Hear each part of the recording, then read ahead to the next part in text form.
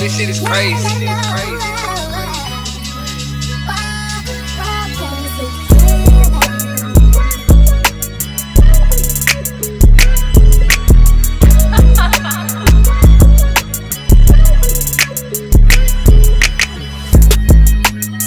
Growing up, a lot of us are taught that the goal is to make it to the highest level, to go pro, win championships, and stay in the spotlight. But the reality is, going pro isn't the end-all be-all. Sports have a way of staying with us long after the final game. They teach us discipline, resilience, leadership, and how to be a part of something bigger than ourselves. Those lessons show up in our careers, our relationships, and the way we move through the world every day. In this series, I'll be talking with great and amazing people whose lives have been shaped by sports in different ways. Some still compete, some coach, lead, mentor, and work behind the scenes. Others have taken these lessons and they've learned through sports and applied them to entirely different ways and paths. These conversations are about passion and purpose and what it means to stay connected to the game, even when you're no longer playing it. Because success in sports isn't just about making it to the pros. Sometimes it's about how the game helps you become the person you're meant to be. I'm Darius Brown, and this is King of the Box Presents A Lasting Legacy. Let's get into it.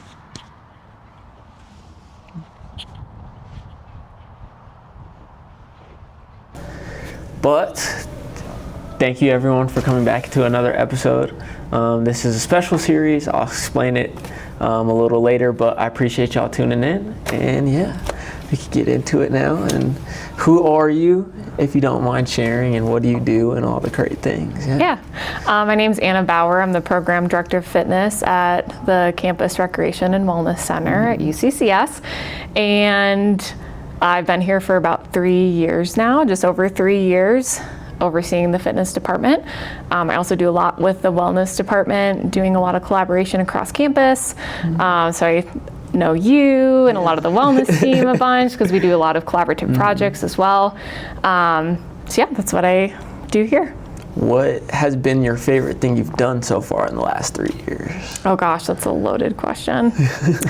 I think my favorite thing was I came into this job with the role not being fulfilled, or filled, I should say, for about 9 months before I came into my position. And before that, there was a lot of change and turnover within the department. So there was it was a clean slate to come in and get to pick and choose what I wanted to do, the direction of the department. I went from a team of 8 or 9 students to a team of 30 between students, faculty, staff, some contract workers, volunteers. We've grown the group fitness schedule by, oh my gosh, double, triple what it was. Whole different structures, bringing in different programs. So I had full autonomy over what I was doing, and just getting to pull in my wellness background into a fitness department and campus rec facility was really fun. So I'd say from a broad perspective, that was a really fun thing to do and continue to get to do. That's cool. Some of the events that you guys get to do, like the cycling events recently, have been like very popular. I hear that from everybody. And just like a lot of great things. And so what is that wellness background? Because I don't think we've talked about it. No. So my undergrad is community health education with the nutrition minor. So preventative health promotion, all that kind of stuff, very wellness based. And then my master's is in health promotion from UCCS. Wow. So it is, you were in the program too. Okay, yeah, exactly. I didn't know that. So it's all wellness based as far as traditional education goes in the higher education system. And then I have a bunch of fitness certifications. So through my undergrad, I had lots of different opportunities to get trained as a personal trainer and get my certification with that. I had a lot of different certifications that were offered at a reduced cost or free as far as group fitness. So Zumba, Pilates, cycling, was able to dabble into all those things. And then I worked for a corporate wellness facility and did an internship there, and then ended up getting hired. So a lot of different experience with corporate wellness.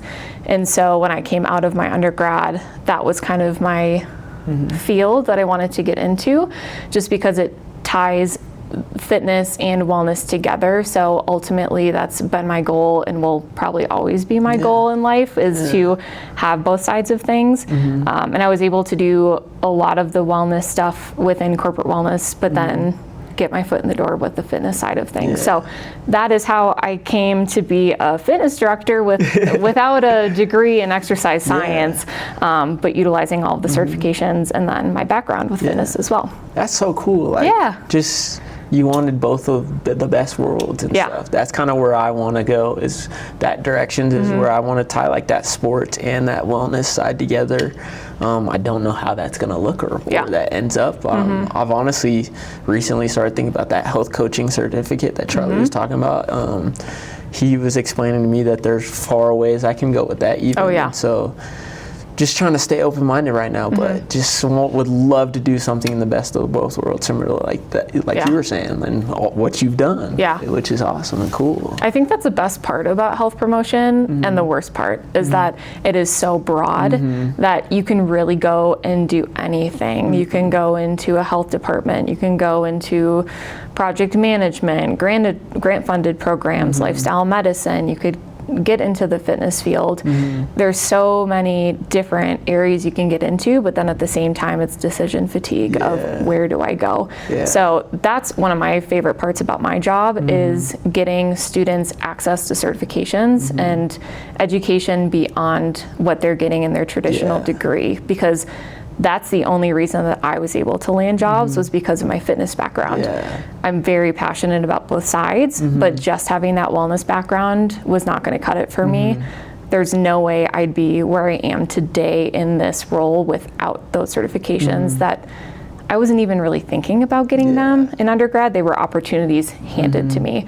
So even though I had to work for them and do the certifications and then get all my requirements as far as hours and experience, that allowed me to get my foot in the door. So my passion within my role, probably one of my favorite things, is to be able to offer certifications and opportunities to my students and other students across campus that maybe aren't even thinking about getting group fitness certified, that would never look into a yoga certification, a boxing certification, but it's presented to them as either free or very reduced cost, and then they take that, they start teaching classes, and then it opens doors for them that they never knew even existed. Wow. So that's awesome. Yeah, that's, I mean, obviously I come from that sports management background where we had to have the business and the sports just in the previous, but I've been kind of just chasing whatever opportunity that I have, especially in my masters and stuff. So well, and even going towards the health coaching stuff, like that's huge. I was like, when Charlie was explaining that to me, I was like, this is a great opportunity, and I could do it now over the summer where, you know, I can balance out a lot of different things compared to the school year where you're doing a bunch and you're working and all the different stuff. So well, and even as backup plans, working part-time jobs, having side gigs, this economy is crazy. You never know year to year if a job's gonna be there, and it's at least a backup plan, but a good way to get side money as well, and live out passion. So if you're really passionate about yoga, getting certified and being able to teach, you get to do what you love, you get to help others, and you get paid for it. So it's always nice to have that backup plan too. Not that you're always going to be looking for employment opportunities or money opportunities, but different areas to be able to get your foot in the door and different experience as well. That's awesome. I'm gonna have to ask you a bunch more stuff later, but just to get more certifications to keep chasing that. But I gotta ask, because I hear you do a bunch of different things. Did you play sports? What sports did you play? I mean, I kind of tried all of them growing up. I landed into the basketball and volleyball realm once I got to high school, and then continued with club volleyball through college. Okay. Yeah. Okay, I was very curious because I was like, everyone says that you do all these crazy things and all that. So I was wondering if it kind of stemmed from something and you were doing something in like high school and stuff. Yeah. Just because like the purpose of this kind of my capstone and my limited series is I want to kind of show that connection with sports and like all that stuff on and off the field, whether that just be like you're still playing basketball or doing Ironmans, like the things you do. And so just showing that you can be connected to sports in life for the rest of your life, whether it be on or off the field. And so what are all the things that you've done? Because I hear about it all the time. Oh my gosh. People. Well, I should say the stuff, sports in general, I think really help to develop grit and resilience in everyone. There's aspects of it that you have to be a team player. You have to learn how to work with other people. You have to do things that you don't always want to do. The training, the conditioning, stuff when you're tired, the two-a-days practices, the early mornings. There's a lot that comes out of that a lot of people will take into their adult lives, and I think it's what you bring out of that and what you put into your life that can make it or break it. But I think sports can help you grow in all of the ways, even 100%. When you look at leadership opportunities and different positions you can get to in employment and what you do for work. But as far as sports go, I started running in high school. I got into endurance stuff kind of towards the end of high school, and the whole reason I started running was because every single year when I got back into basketball, the conditioning sucked. Like I hated having to get back in shape for basketball. So I was like, you know what? I'm gonna start running in the off season because that will help me just jump into the season and I will be more conditioned. So it's not just feeling like I'm gassed all the time when I start. So that's what started the running. And then I really liked it. And I realized that I wasn't diagnosed until later in life, but severe ADHD, which makes a lot of sense in many ways, but also just dealing with general anxiety and some depression. Like running was an outlet for me that I didn't realize I needed, but didn't know how helpful it was until I got started. So that was something totally on my own that I was like, I think I'm gonna start doing this, and was running 1, 2, 3 miles, and then all of a sudden it was like, wow, the more I run, the better I feel. So then it was 5 miles, 6 miles. Then I thought, I could do a half marathon. There are these races out there that I could sign up for, train for, and do. And I can be an all or nothing person of like, well, why not just do a half marathon? Sure, could I do a 5K? Yeah, but why would I do a 5K when I can do a half marathon? So then it was, okay, I'm gonna train for a half marathon. Probably about 12, 13 weeks out from my half marathon, I was already running 13 miles. Wow. So I'm like, well, why am I gonna do the half marathon when I could do a full marathon? Exactly. So my first race, I think I had done maybe a 5K or 2, but my first organized race, as far as I can remember, outside of organized sport as a kid, was a full marathon. So I just dove into it from there. So I did, started doing marathons. I did my first one the month before I graduated from high school. So I was 18, and then it just kind of took off from there. So I did couple marathons, several half marathons, and then I was hooked. Then started getting injured because when you're only running and doing one thing over and over, and there's a lot that I've learned along the way. I continue learning month after month, year after year, even now. That's all we can do is continue to learn and grow with everything in life. But then I was getting injured. I had a stress fracture, and then at that point I was like, I can't keep running. Like this is not, first of all, I moved to Colorado and that was 10 years ago, but it took me probably 6 months to be able to run because I'm like, there's no air here. What am I supposed to do? But then I ended up getting back into running. And then at one point someone was like, oh, I think I want to sign up for a half Ironman. I'm like, what in the world? Like, what would cause you to want to sign up for that? And I think it was either 4 or 5 days later, I signed up for a half Ironman. Because, you know, I slept on it, was like, yeah, that's crazy enough that I also want to try that. I had background in swimming. Growing up, I was on swim team, so swimming, not an issue for me, which a lot of triathletes are like, swimming's the worst part. I don't know what I'm doing in the water. It scares me. So swimming was like a breeze. The thing that I had no experience in was road biking. So that was something I had to learn. But short story long, I signed up for the half Ironman. That was January of 2020. Then COVID hit. The race didn't end up happening that year. So I essentially trained. It was August of 21 was my first race.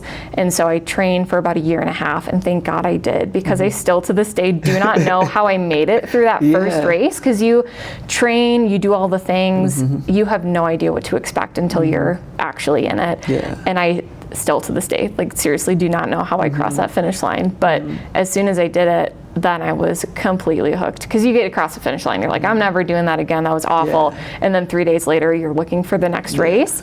I did that with marathons and half marathons, so it's the same kind of obsession, but it is amplified to an extreme, because now you've got 3 disciplines you're training for. So I've continued to do those. I just completed my 6th half Ironman in December. Wow, congrats. And thank you. I am training for a full Ironman in October. Oh, amazing. Yeah. Wow.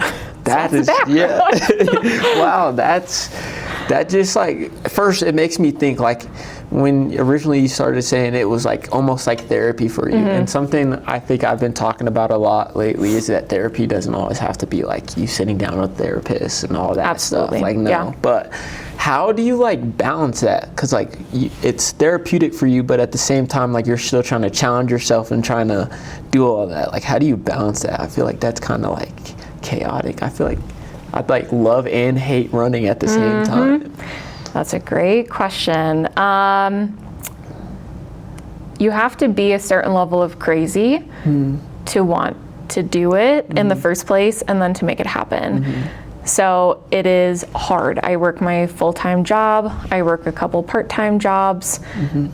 There's life going on. I still want to live life and travel and do all of the things. And then there's training. So it can take, depending on the block of training, so closer to the race, you can be training up to 10 to 14 hours a week, depending on your training plan. Ironman's closer to like 15 to 20 hours, again, depending on the training blocks and training plan. But it is early mornings, midday, late at night, then you're trying to also get sleep in there, then you're also trying to feed yourself thousands of calories a day because you're burning so much, so then trying to make meals on the weekends. You have to be very, very strategic. I live by my calendar, so if it's not on my calendar, it's not happening. Whether that's a meeting, a training session, a friend thing, literally anything, it has to go on the calendar. So I have to be very diligent with sticking to that. I do much better when I have a lot on my plate, because if I don't, then it's like, oh, I don't have to do anything, and then I start putting things off. If it's on the calendar, then I get more type A. If it's not on the calendar, total type B of like, oh, it'll happen, it's fine. So yeah, it takes a lot of organization and then just being extremely disciplined. So it might be a 45-minute run in the morning, strength training at lunchtime, and then yoga once you get home, but then you're breaking it up in the day, so you're not having to train for 2-3 hours at a time. But then the weekends, you do have to dedicate. You know, I have to say no to a lot of things with friends. I really try not to say no to a lot, because FOMO, but then also having a social life outside of work and training is really important. So still trying to get the social time and community in, but I do have to block out 5 hours on a Saturday and 3 hours on a Sunday. So it's a lot, but I think organization, to answer your question, is kind of the best way, and then just being very, very disciplined. And like, how does that tie to with your job? And you gotta like coach up these students, like tell students to go out and go do all these things, even though like you have to be organized and you have to be on top of it. Kind of a little bit of like the calm to the chaos. I think being able to walk the talk is the most helpful. I don't just oversee a fitness department, it is my passion and my obsession, which I think is why a lot of people get into what they get into, because they have some kind of passion, obsession with it. And as long as you get into something that it's not going to burn you out, it can be really healthy. But a lot of people who are in exercise science have either been in sports or are athletes or very interested in working with athletes, something like that. People who are in nutrition and dietetic programs, they have a passion for cooking and baking and, you know, that kind of thing. And so with overseeing fitness or even still being in corporate wellness, that I'm living out my passion as far as health promotion and just fitness in general. So being able to take lunch breaks and go run. My students see that. So I encourage other people to do things by showing what to do, and not saying that, you know, anyone has to see that and be like, oh, that's what I'm going to do. Like, everyone makes their own decisions and can do whatever they want, but also continuing education, getting certifications. Like, I preach that to students, I also do it. So I think that's helpful with balance, is being able to insert some of those things into my day-to-day. I also go crazy if I'm not working out. So I don't do well. I cannot sit through a meeting. I cannot be training students. I can't be the best version of me at my job if I'm not filling my cup first. So, and that is different for everyone. What fills your cup is completely different. But for me, I'm so hyperactive. Exercise helps me calm my mind and allows me to sit and focus. So if I'm not doing that during the day, I am not a good version of Anna. I'm very emotional. I don't sleep well. You're not eating well. So it kind of all plays into it. But yeah, the discipline and the organization and then fulfilling working out, again, is like a passion, obsession, also helps feed into what I do day to day. Just building that consistency. Oh yeah, for sure. That's honestly what we were talking about earlier before off camera, was me running that Honolulu marathon. And just, that's something I've kind of been looking for a lot recently, just because I haven't been consistent with all the different things. Like, the podcast is honestly the first thing in a while that I've been consistent. Like, I want to shoot one episode each month and just work my way up to like, oh, maybe I can shoot 2 episodes in a month and just keep going, just because this is something I'm passionate about, something I love. And so even with the marathon, like, I want to get back into like just loving being active again. Whereas like, I come from a time, like during my time, like going from that transition from college to high school, I was in that COVID year. And so then I was like, we just got through COVID. My senior year was like, we had a 5-game football season, which sucked. And then baseball was in the summer in like the hundreds. Like, I still remember we wore black jerseys for a doubleheader. And we ended up playing this team. It was like mid-June. Ended up playing this team where there's 2 kids that were throwing like 92 plus in the hot in the second game, and we were just sweating, like about to pass out and all that stuff. So just a very weird, not so great but great seasons. And so then it kind of threw me off, where I was like, I don't know if I want to play anymore. And so then I got to my freshman year, I was like, oh, like I'm not playing anymore, like I'm not waking up to go do anything anymore. And so then going to the gym was like kind of on my own and all that stuff. So then over the years it's just kind of like, oh, I want to go work out. I do go work out sometimes, but then not always, not being consistent. And so I guess with this is just something that's gonna like, this goal I want, where I want to be consistent again. And so I think that's just something that a lot of people look for. Oh, for sure. And so like, do you have any advice towards that? Yeah. Oh my gosh, yes. I think there's learned behavior along the way. So start looking at health behavior theory from a health promotion lens. There are reasons why people do what they do. And so that learned behavior, either with success or, I hate to say failure, because I think there's learning opportunities in everything. And if you fail, it's a lesson you learn. Yes, you learn and grow. If you want to become a better human and a better version of yourself, and again, there's choices there, but if you have negative experiences with something, you're a lot less determined to make it happen. So especially with fitness, if people have a rough time, they have a trainer that they're like, God, that was awful. I hated going to work out. The likelihood of them going and working out again is very low, versus having an incredible season that can go into community and social time too. Start looking at a wellness wheel, pulling in all the aspects of health and wellness. Now you have learned success with exercise, with fitness, with consistency. And so then if you have more of a negative experience, you tend to stray away, especially when there's not a structured thing. So you don't have practices anymore, you don't have games. There's a lack of consistency that you can just fall off and you get into a routine of not doing things. And then that becomes a learned behavior.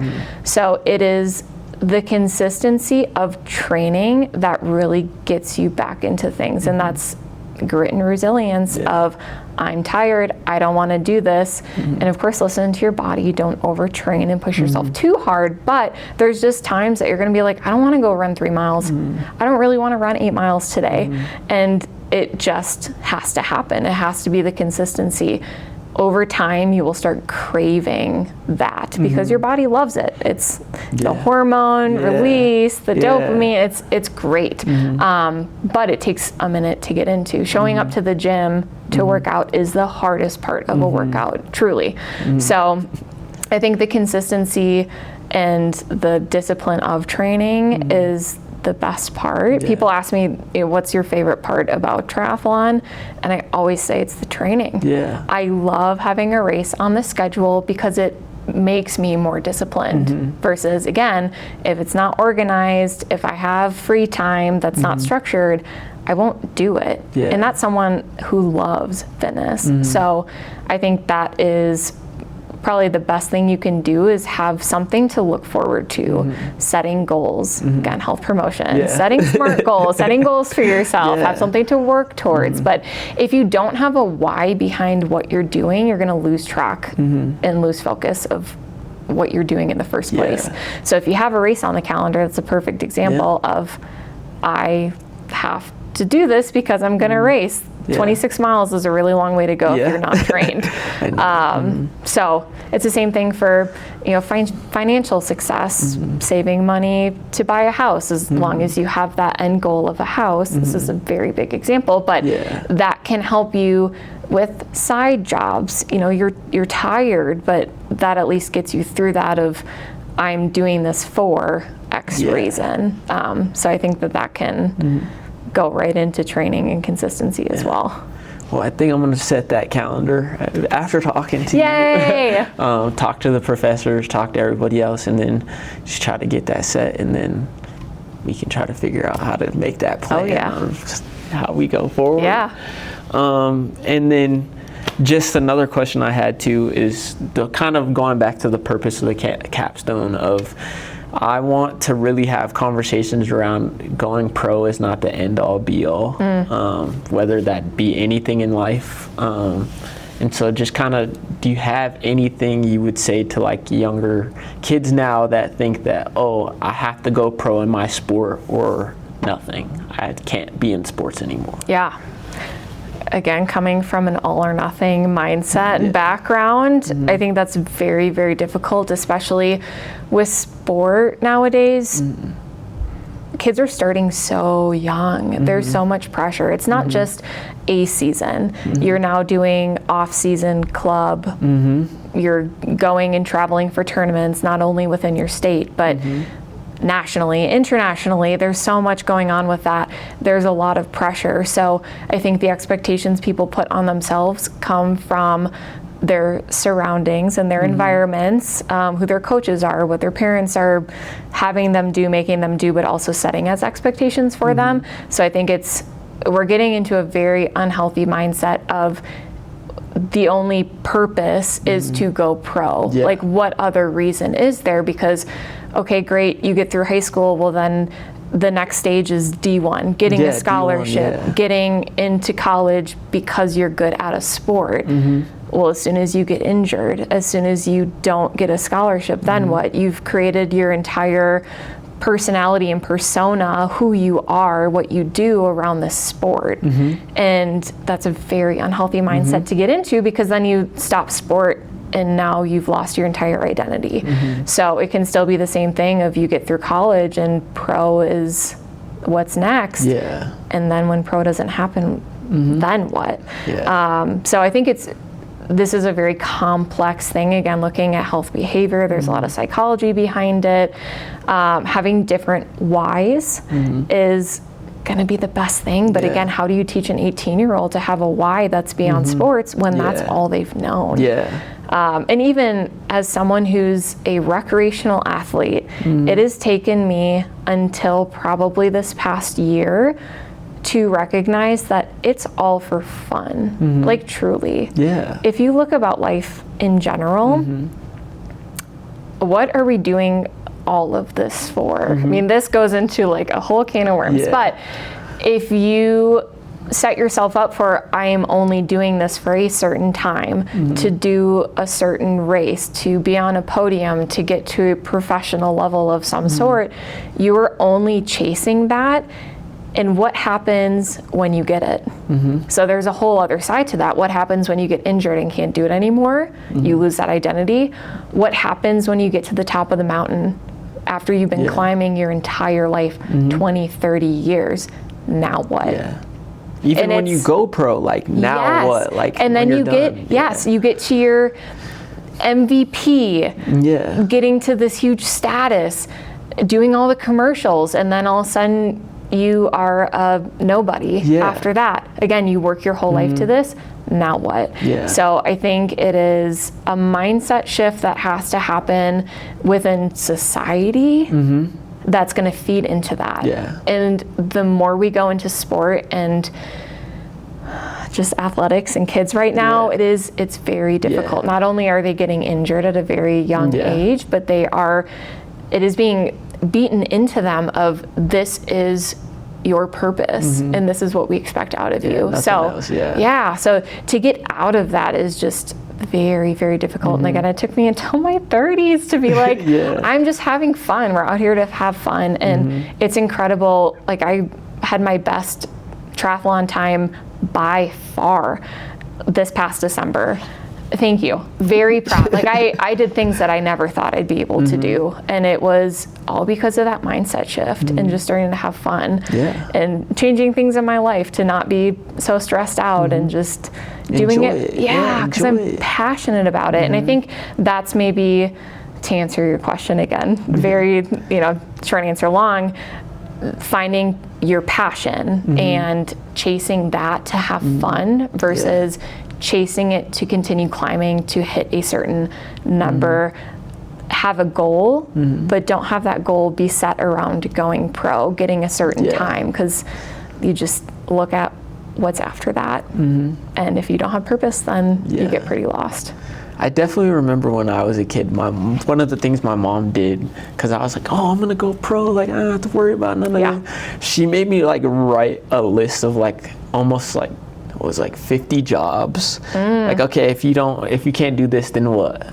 And so I think looking back, that's something that was very huge to me, because I obviously, like, 50 jobs is a lot, but those are 50 things as a kid thinking about, like, I could love doing this. I could be so passionate in doing this.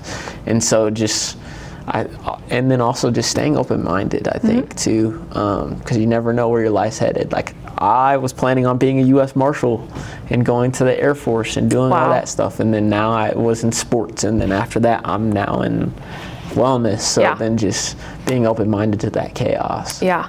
That's an incredible thing your mom had you do. Yeah. I don't think I've ever heard that from someone, but like how to instill that in you at such a young age to be able to be open-minded. I feel like people don't learn that life skill until later in life, if ever.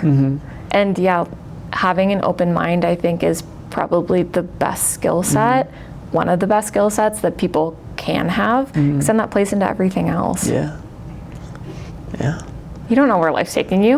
I don't know what next year looks like for me. No clue. You know, I couldn't have pictured 5 years ago. I would have never, ever, ever pictured me where I am in life now, doing what I'm doing, being passionate about what I'm passionate about. There's no way. I'd have been like, no, there's no way that I'm going to be doing that or in that job or competing in that race at that time. Like there was just so many unknowns and I was so scared of moving forward, just not knowing. And now I'm like, but life would be so awful and boring if we knew it was ahead. And so to be open-minded of just letting things happen and being open to different opportunities, I think that's the best way people can live, because you could injure yourself in sport. That was your end all be all. Now what? You switch career paths. You know, we hear about more and more, especially within our economy and things changing, people completely changing career paths, whereas before it was decades and decades at the same company doing the same job. It's different now. People are going back to school in their 30s, 40s, 50s, even 60s for undergrad, masters, PhDs. Like it's incredible to see what the shift in society is, and that is because people stay open-minded. And to have a second life, to have a third life, you know, versus being stuck in something that you feel completely stuck in, you're not passionate about, completely burnt out. Like that's no way to live either. And it's so cool because like even in some of my classes now, like you see people of different ages, and so it's just like, no matter when it happens to you, life, sometimes it's just gonna happen. It's gonna be cool and it's gonna be amazing, and you can just start fresh. For sure. So I think that's definitely, obviously that mindset change that I had to figure out in college, and I was fortunate enough for it to happen to me sooner, and so I'm excited. I'm excited to know where life's headed and all the cool things. And like, I think I heard, are you thinking about the doctorate route or something like that? I'm starting a PhD in August. Oh, jeez. So yes, I am accepted into the program at UCCS. I'll be pursuing a PhD. So just add that to the to-dos. Oh my goodness. I know. But again, it's all or nothing. I believe in you. I believe in it's you. like, You got it. you know, why not? Why not do a full Ironman and start a PhD all at the same time? Wow. Yeah, why not? Why not? Yeah. Well, before we wrap up, is there anything like a quote or anything? I normally end off on like a quote or something, or like anything you say to yourself before like you run or anything you do.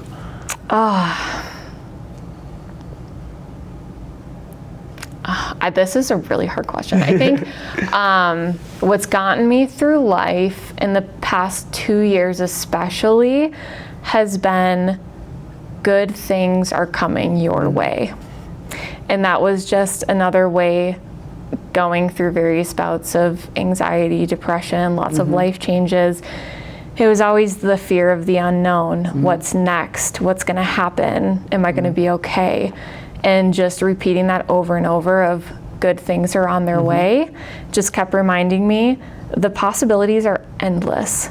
And there are jobs I have no idea about. I didn't know about this job. You know, I never knew this was a career path. Getting a PhD, I had no idea. That was something I wanted to do, but I didn't know I was actually going to do it. So yeah, just good things are on their way. Good things are coming to you. And I think that helps, whether that's a sports mindset, whether that's education, just life in general, especially when you're going through hard times. Repeating that to myself over and over, even on the days that I did not believe it for 1 second, but eventually it was like you're manifesting that, you're visualizing that life for yourself, running that race, getting a job, getting a degree, good things are coming. And so I think that, not that I say that to myself every time I go out for a run, but it is kind of that something visualization and manifestation of, I can do an Ironman. I can do hard things, and good things are coming my way. Yeah, definitely. Because I tell myself, do big things. Something, but like, it doesn't have to be big, but it could be small, but big to me. Well, and small things create those big things. Yeah, definitely. Well, thank you. Yeah, I appreciate thank you coming on. This was so amazing. Yeah, thank you. I'm glad we got to connect, and then we're gonna figure out this marathon thing. And then, yeah, absolutely. Yeah, thank you. Yeah, thank you. I appreciate you guys tuning in. I'll catch you in the next one. Much love, gone. And that's it. Cool, thanks. I told you, it's not that bad. No, it was good.